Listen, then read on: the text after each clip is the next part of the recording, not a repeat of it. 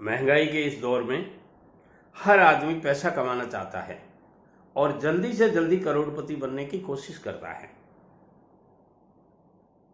करनी भी चाहिए, क्योंकि पैसा कमाने की एक उम्र होती है और वो उम्र निकलने के बाद में केवल बातें बना सकते हो आप। मैं ऐसे करता था, मैं ऐसे करता था, मैंने इतना कमाया उतना कमाया, मगर कमाया हुआ पैसा छुपा नहीं रहता है। इसलिए यदि आप जल्दी से जल्दी पैसा कमाना चाहते हैं, रातों रात पैसा कहीं नहीं मिलता है। आपके यदि ये दिमाग में है कि रातों रात पैसा कमा लूं और करोड़पति बन जाऊं, तो इस वीडियो को अभी यहीं पे छोड़ दीजिए। हाँ, धीरे धीरे आप पैसा कमा करके करोड़पति जरूर बन सकते हैं। तो आइए मैं 3 बिजनेस आपको ऐसे बताता हूं जिनसे आप धीरे धीरे थोड़े से पैसे लगा करके, यानी यूं कह सकते हैं 1,00,000-2 लाख रुपए आप इन्वेस्ट करके धीरे धीरे अपने बिजनेस को ग्रो करके अच्छा पैसा कमा सकते हैं और धीरे धीरे आने वाले 2 से 5 साल में, 7 साल में करोड़पति बन सकते हैं। वो कौन से 3 बिजनेस हैं जो थोड़े पैसे से, स्मॉल इन्वेस्टमेंट से किए जा सकते हैं?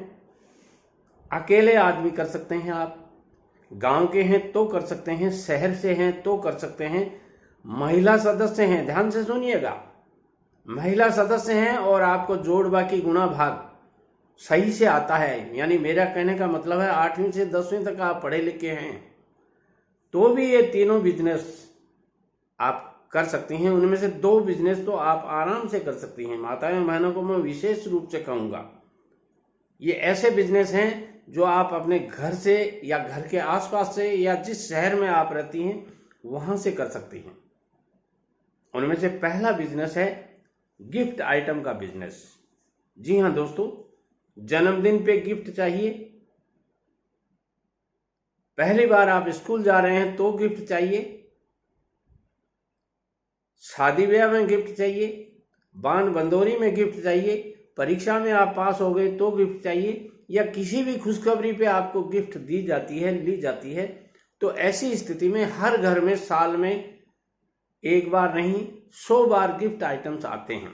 और अलग अलग घरों में जैसे घर होते हैं, मेरा मतलब जैसी आपकी फाइनेंशियल रिक्वायरमेंट है उसके हिसाब से आपके गिफ्ट आइटम होते हैं। ये गिफ्ट आइटम की बिजनेस यदि आपने एक बार शुरू कर दिया, 1,00,000-2 लाख रुपए लगा करके यदि आपने ये बिजनेस शुरू कर दिया, तो पीछे मुड़कर देखने की जरूरत नहीं होगी।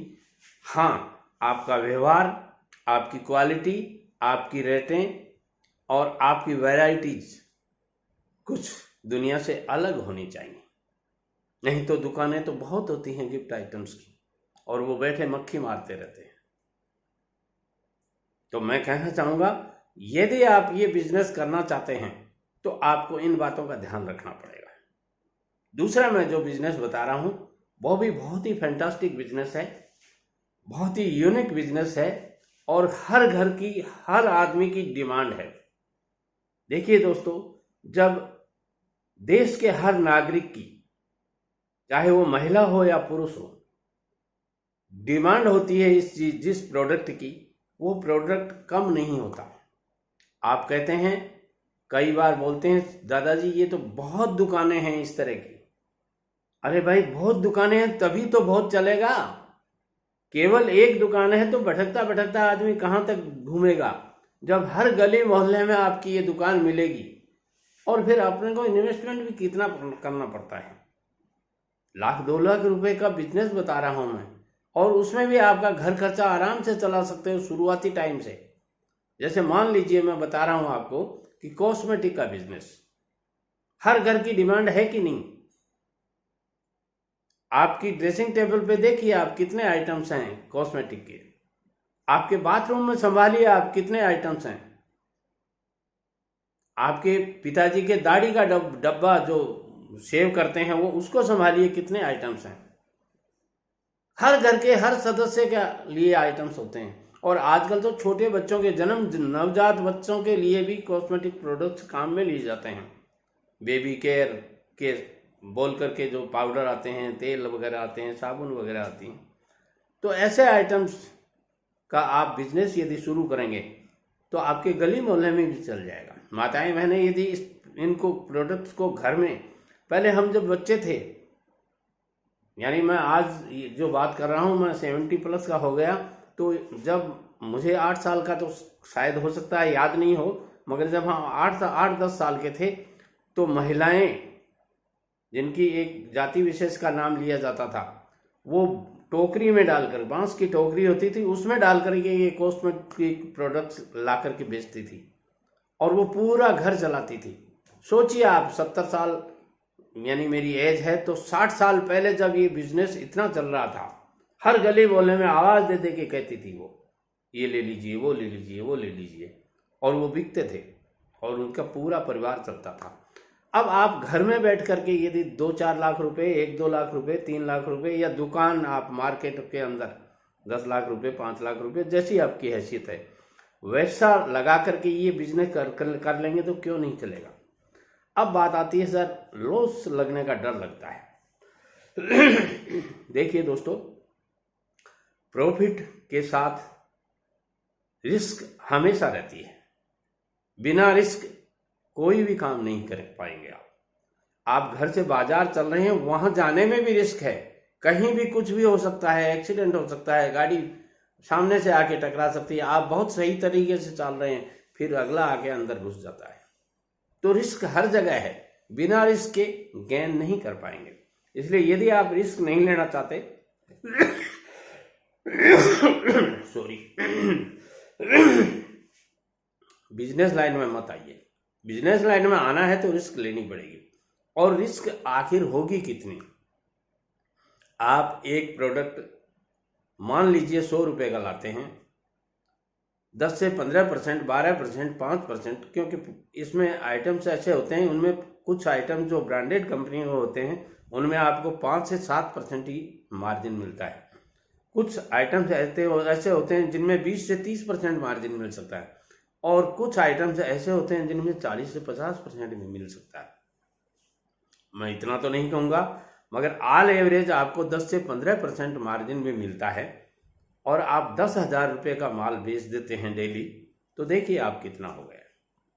और धीरे धीरे आपका ये बिजनेस चलने लग जाएगा, तो फिर आपको सोचने की जरूरत नहीं पड़ेगी। दिन भर फुर्सत ही नहीं मिलेगी आपको ये सोचने की कि कितना माल बिका है, कितना नहीं बिका है। शाम तक आप इतने थक जाएंगे, क्योंकि इसमें आइटम बहुत होते हैं, छोटे छोटे, और फिर पता नहीं चलता कितने की सेल होगी।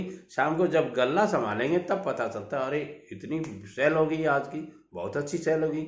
और जब सीजन होता है इनका, ब्याह शादी का सीजन है, त्योहारों का सीजन है, बहन बेटियों का आवागमन, जब माताओं और बहनों के फुटप्रिंट्स आपकी दुकान पे ज़्यादा पड़ेंगे, तो ये बिजनेस बहुत चलने लग जाएगा।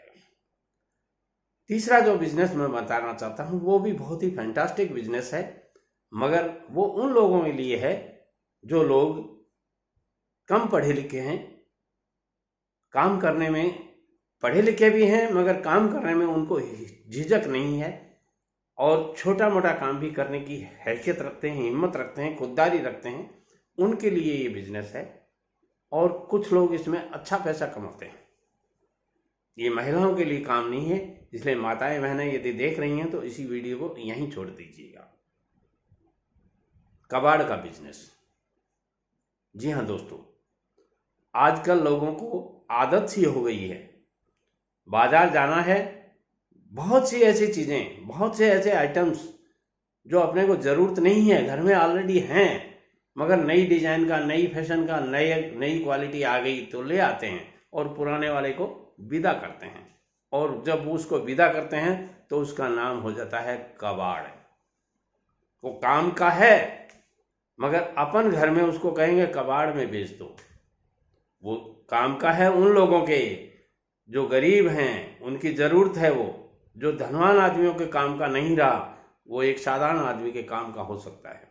तो ऐसे आइटम्स वो तोल के भाव से बेचे जाते हैं, और तोल का भाव भी वो होता है जो मान लीजिए जैसे लोहे के दाम 60 रुपए किलो हो रहे हैं, तो वो बिकता है 15 रुपए किलो, यानी 25% कीमत में। और उसमें थोड़ी सी मेंटेनेंस, कलर पेंट वगैरह करके वो उसको उसी तरह से जो कबाड़ का काम करते हैं वो बेच देते हैं। और उनमें कुछ आइटम्स तो ऐसे होते हैं जो जैसे उसमें पीतल निकल गया, तांबा निकल गया और कोई धातु निकल गया, तो उनकी बहुत कीमत होती है। और माताएं बहनें या पुरुष सदस्य जो घर में इस ऐसे आइटम बेचते हैं, उन्हें ये पता ही नहीं होता कि इसके अंदर कौन सा मटेरियल है। तो इसके लिए मैं